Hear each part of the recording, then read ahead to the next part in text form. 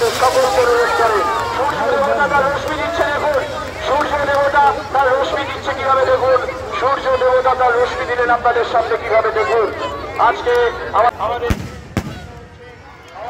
হচ্ছে আপনারা আমাদের সাথে পূর্ণ সহযোগিতা সরে যান।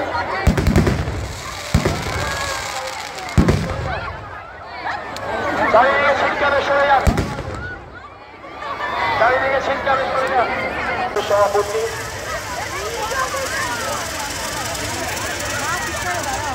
আপনারা দেখতে পাচ্ছেন ফুলগুড়ি আতশবাজি প্রদর্শনী সংগঠিত হয়েছে। আপনারা দেখলেন ডুবুরি বানানো হচ্ছে, বসন্ত